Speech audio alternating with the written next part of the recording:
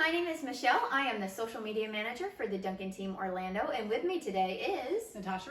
And today we are going to be talking about selling a home in the greater Orlando area. Now, you sold your home at the end of 2022. The market was, and still kind of is, all over the place. I feel like it changes day to day, like waves in the ocean. So do you want to talk a little bit about your experience in selling your home in the greater Orlando area during what is unprecedented real estate times? Yes. So we ended up, I'll kind of work backwards, I guess. We closed on our previous home, the one that we sold to buy this one, on October 27th of 2022. So yeah, I like that you just said it's like waves in the ocean. I just had this image actually of like a snow globe being shaken. But that makes it sound really scary. It's not quite that bad. So yeah, so mine and my husband's why for selling our home was because we were purchasing a new construction home. So we went under contract on a new construction home late fall at the end of 2021. I had to think about that. I'm like, what year is it? At the end of 2021. So, you know, we obviously didn't list our home for sale right when we went under contract because we still had, you know, what we thought at that time was about 10 months or so. Now that being said, had we sold it in like, you know, that winter or spring, you know, the market was still crazy and so on. However, fast forward to we needed to sell it closer to the time we were moving into our new home because we needed to live in the house, obviously. So yeah, we were under a bit of a crunch timeline, which is not something that I would advise folks if you can help it. But for us, it had to do with interest rates, just like a lot of other people, which kind of put our new construction purchase on the fence for us a little bit. So the decision to finally list our home, we didn't have a big time frame window. I mean, we had maybe 45 days, like at most. I don't even think we had that many, to be honest with you. So we listed our home. Also, something I do not advise. This is going to be a good lesson in like what not to do, but you know, but I mean, life happens, right? And everybody has different situations. And you know, while as a seller or even a buyer, you know, you'd like to think that all the stars are going to align and everything's going to be perfect. That's just not the way life is, right? So you make the best of what you have, right? Life, lemonades, lemons, vodka, whatever your thing is, sugar, whatever. So we listed our home for sale the weekend right before Hurricane Ian hit. Joy.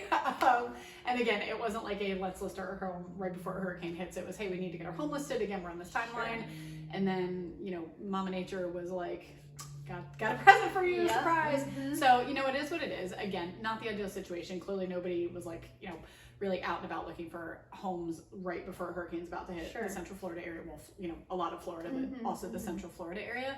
So, you know, it was quiet when we first listed the home. And I would say about halfway through the week, toward the end of the week after the hurricane passed, you know, we started to get some showing requests and interest in the homes. We ended up getting a cash offer on our home. You know, full disclosure, being honest, because this is really to help people understand what the market was. It was less than what we had the home listed for, and we ended up selling for, I'll say, less than we wanted to. You know, our home was priced very, very fairly based on, you know, comparable homes and based on, you know, what upgrades it did and didn't have and for the area. But again, you know, we were kind of a little bit in a crunch of, hey, we've got to get our house sold because we were using, you know, part of the proceeds from the sale of our home to purchase the new home. Again, which is a situation that a lot of people find themselves in. So I'd like to think we're independently wealthy, but we're not. So, you know, we needed that money to buy the house. Anyway, we ended up taking a cash offer, and you know, what's nice about the cash offer, at least in our case, was you know, it wasn't based on appraised value. So which you know, the home would have been appraised for more than what they paid for it, again, because we sold it for quite a bit less than what we listed it for. But a lot of cash buyers will say that they don't want or need an appraisal because chances are they're probably going to come in and do their own upgrades and so on and so forth. Sometimes they're investors buying the home. So, you know, again, it's worth it to them to have the property, do what they want with it, and then either flip it or rent it out or whatever. So my particular community didn't allow short-term rentals, but they did allow long-term rentals. But it was in an area where other short-term rentals were allowed.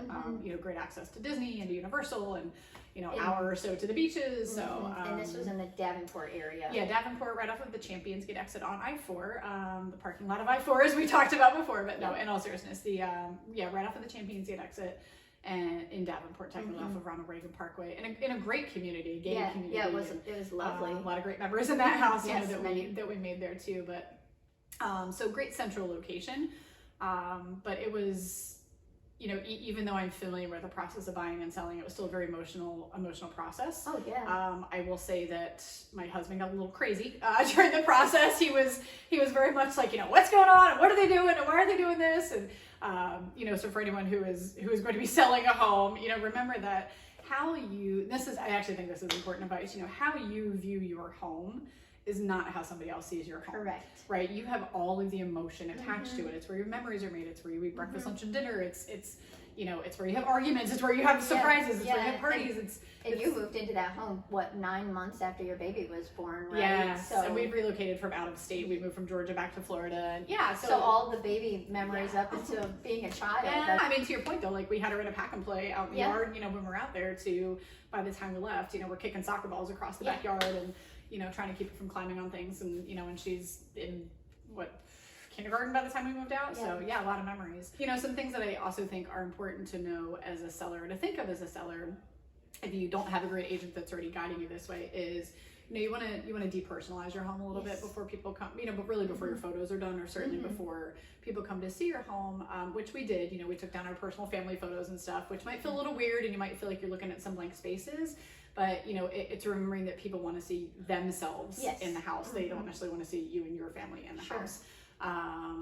So we try to do the tips and tricks, and we're not like a keep the clutter on the counters people anyway, but we made sure the countertops were clear, and the house looked ready to move into essentially. So we'd also just got new furniture right before, which was actually this furniture. So it was like, oh look, we got shiny new furniture in this place too, which kind of helped. So do you have any last thoughts, any words of advice coming from this experience that you've had in this short period of time? Don't let, I think the first thing that just passed in my mind was, don't let the market scare you off. Yeah. Right. I think it's easy to find something that's great or something that's potentially scary, about the market at any given time. I think one of my absolute favorite lines, and I use this a lot, and hopefully not overuse it, but I use it a lot, is the best time to buy a house is when you can afford it. Yes. So, we don't always know, I know this is more about like selling a house.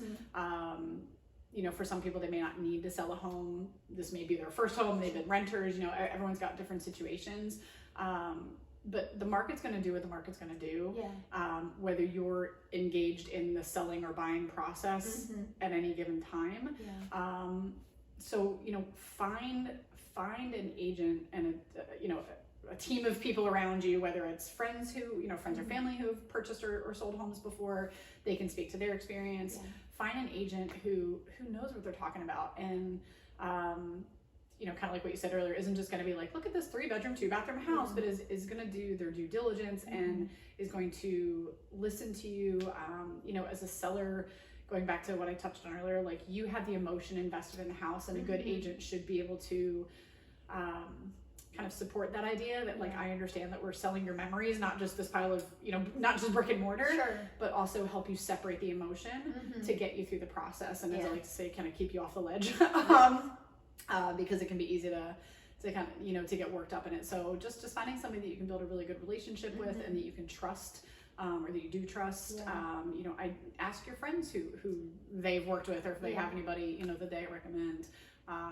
But a great agent is going to be on either side of the coin, buying or selling, is there for you as the person or people, and it's not just a paycheck or a transaction to them. It's an interaction with people that that you're becoming friends with. I absolutely agree, and I think that's one thing that people don't necessarily realize about real estate, is that being an agent is all about building relationships, and you have to have that good, you have to have that great ability to relate to people in order to help them to buy, to sell, to build those relationships. Absolutely. Because honestly, real estate is relationships.